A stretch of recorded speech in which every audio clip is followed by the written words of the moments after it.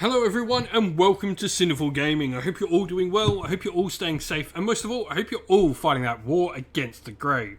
Today's video, we're going to start collecting Warhammer 40,000, and we're going to look at starting a Necron army using just 2 box sets. Now these box sets are going to be the starter box armies, so we're going to talk about the Necron's Combat Patrol and the Necron's Boarding Patrol box sets, and combining the two to create a 1,000-point Necron army that'll hopefully get you a little bit of discount on buying all the models separate, especially if you go to your friendly local game store.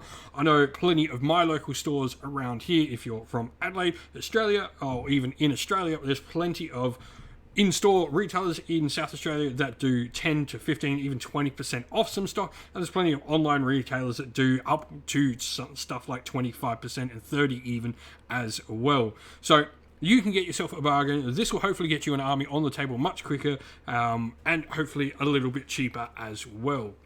But what we're going to do is we're going to go through both box sets, talk a little bit about the models that we're going to use in both box sets, and then show you a little sample army list at the end of the video.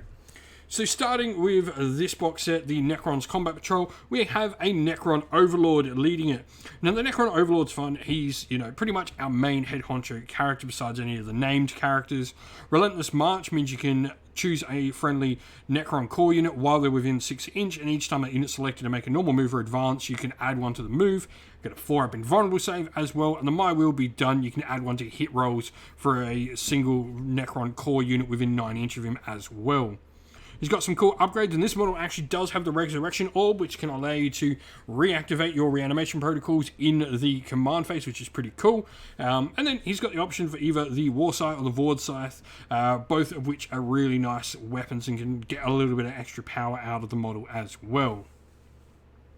Now, we then have 10 of a dual kit in here, which can be either built as Immortals, which are a troop choice, probably what I recommend based on the army list we're going to show at the end of the video. I'd recommend building all 10 as Immortals, but you could also build Death Marks as well, which are an Elite's choice. Talking Immortals first though, Immortals are the more elite version of the troops choices we have available to us with Necrons. They're going to have the option for their Ghost Blasters, which are rapid fire, strength 5 minus 2 AP, damage 1 weapons, or Tesla Carbines, which are Assault 2, only 24 inch, strength 5, no AP, damage 1, but each time you roll a 6, you will score 2 additional hits, so they can really start racking up the hits. Other than that, you've got Toughness 5, which is pretty cool, and 2 attacks per model. Not much else to say about them. Now the other unit you can build, as I said, you can build Death Marks. These are Necron Snipers. Their big thing is they've got Synaptic Disintegrators. These can ignore Lookout Sir, and each time you make an unmodified wound roll of a 6, you'll do a mortal wound in addition to any other damage. Other than that, they're base Heavy 1, Strength 5 minus 2 AP, damage 1. We then get a fast attack choice in the box set, and these are Tomb Blades. They're effectively Necron jet bikes. Now, they can have a few different weapon options. The Particle Beamers are the cheapest option. Assault 6, Strength 5, no AP, damage 1. But you can have Twin Ghost Blasters, the weapons we've already talked about on those Immortals, and they're Strength 5, minus 2 AP, damage 1. Or you can go Tesla Carbines, which is a Twin Linked one as well.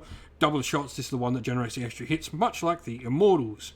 You've got a few different upgrades on the unit, so you've got Shadow Looms, which can give you a 5-up invuln, Shield Veins, change your save to 3+, and the Nebula Scope as well. Each time the bearer makes a ranged attack, your target doesn't benefit from the effects of cover. You've also got Evasion Engrams on the models, where each time a ranged attack is made against the unit, they're just -1 to hit, which is nice. Now, lastly, we have the Night Scythe Doom Scythe kit that can be built as either of the 2 flyers. The Night Scythe, first of all, which is the one pictured here. This one actually is pretty cool. It does have a little transport capacity, effectively. It doesn't look like it has a transport capacity, but it's really cool in how it works. Narratively, there's effectively some little, I guess, pocket dimension that it has, or some link to a pocket dimension these things have, and they teleport something from a pocket dimension in one of the ships, or indeed in their own hull, down to the battlefield. It's pretty darn cool. So it can carry 20 Necrons. That's its big thing. The other one is the more dedicated destroyer, which is the Doomsire. The Doomsire has its nice big heavy death ray, heavy 3, strength 12, minus 4 AP, damage D3 plus 3. And so then we have the Necron Boarding Patrol box set. Now, this comes with, first of all, 10 Lich Guard, which can also be built as Triarch Praetorians. Lich Guard are the ones you see pictured here. Now, if you're going to want a Boarding Patrol force, you only can include Lich Guard in that force. So just worth considering when you're doing that if you're planning on playing boarding patrols and boarding actions, you're wanting to build the Lich Guard, not the Triarch Praetorians. Now, Lich Guard themselves, they have a couple of different weapon options. You're going to go for Hyperface Swords, which are -3 AP, damage 1 at +1 strength, or the War Scythes, which are -4 AP, damage 2 at +2 strength. Now, the difference here is when you're carrying the War Scythe, you don't get the shield. The Dispersion shield comes when you're carrying the Hyperface Sword, which gives you a 4 up invulnerable save and +1 to your saving throws, dropping you to a 2+. Now, Guardian Protocols are really cool. While there's units around any Necron Infantry Noble or Dynastic Agent Infantry Noble, they can provide Lookout Sir even if they've got less than 3 models in the unit, which is pretty cool. Other than that, Strength and Toughness 5, 2 wounds, 3 attacks each can be pretty nice. The other option to build from this, like I said, are the Triarch Praetorians. They have their Particle Casters, which are Pistol 2, and the Rod of the Covenant, which they can use in either combat or melee. Other than that, their big thing is they are going to have the Fly Rule. They can effectively move around the table. They're a nice little interesting unit to bring to your games. Now, the other unit we have in here, troops-wise, are the Necron Warriors. These are our baseline troops for Necrons. They can just, be pretty solid of a baseline troop. They've got Ghost Flayers, Ghost Reapers. Really, it's depending how much AP and how many shots and the range of those shots. You get the better gun, it's a shorter range. They also have Reanimation Protocol, rerolls of 1, thanks to the number is Legion, which is really nice as well. Lastly, we have another dedicated combat unit, and this is the Ophidian Destroyers, the weird wraith-like creatures you see at the back there. They have options for a lot of -3, -4 AP, damage 2 and 1 weapons. They also just -1 to hit. They can score additional hits as well each time they're attacking, which is really cool. And they've also got the Tunneling Horrors, where you can set them up off the board and actually bring them on 9 inch away from enemy units from reinforcements. They also are joined by a Plasma Sight. This is something you can use to sort of give some bonuses to your destroyer units, but it runs the risk potentially of destroying one of them as well. And so here we have our sample army list. Now we're going for an Arcs of Omen detachment, taking troops as our dedicated option, meaning we have to include 3 of them. And this is a big reason why we suggested the Immortals. Now, we've gone for Zerkan as our dynasty. I think this is just a nice standard dynasty to take with your Necrons. It's probably one of the better ones to play around with beginners, but pretty cool nonetheless. Now, no Force Org slot. We've got our Plasma Sight in there because we include a order, one of our destroyer units, but what Zerkan is going to do is each time we would lose the result of a wound as a result of a mortal wound, 5+, we don't. Each time this unit is selected to shoot or fight, you can reroll 1 wound roll.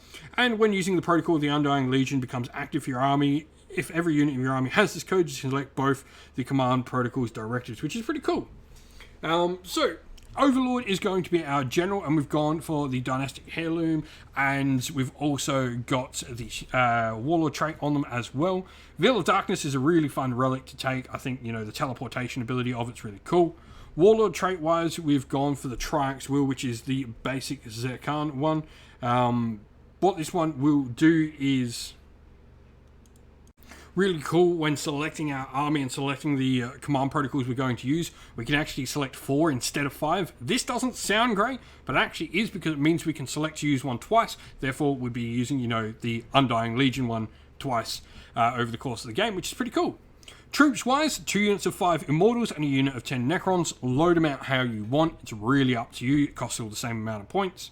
Elites, we've got a unit of 10 Lich Guard. These are going to be joining our Overlord and be, probably one of our big hammers in the Force. These are going to be nice teleporting around with that Veil of Darkness to really get them where you want them.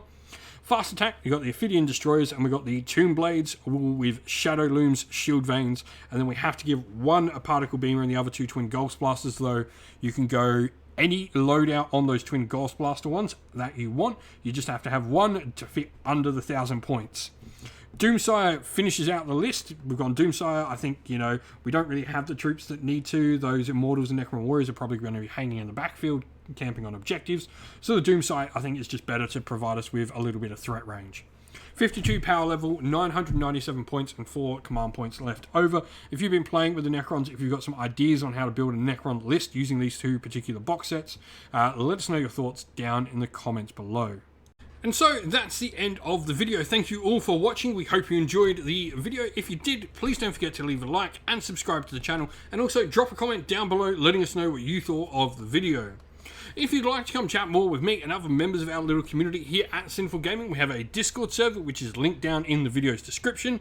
Also linked down in the video's description are the best ways to help support the channel, either by Patreon or YouTube members, or by grabbing yourself some channel merch from our Teespring or Ko-fi stores. As a special thank you to all our Patreon and YouTube members, we'd like to give them all a shout out for their amazing support. So thank you to our Patreons, Christian Weir, Soren, Kenny Lowell, Outer and Shot First, Andrew Bowen, The Rising Ape, Q Dynamic, Anthony B, JJ Austrian, Average Wargamer, Domir, Mark Harvey, James Cater, Benjamin Swallows, Red Martin, Iron Grinch, Nicholas Conomos, Colorblind Magic, Daniel Etherington, and Andy C. And a special thank you to our YouTube members, Green Roots Gaming, Ronya, Lockloric, The Johnny84, David Ellsworth, Wolfric Nick, Broken Chef, Ariana Edwards, Revenar, Pink Nico 5, Robin Mankiller, Monty's Tabletop Terrain, John Castle, Davis Weir, James South, James Tillman, and Dylan Areno.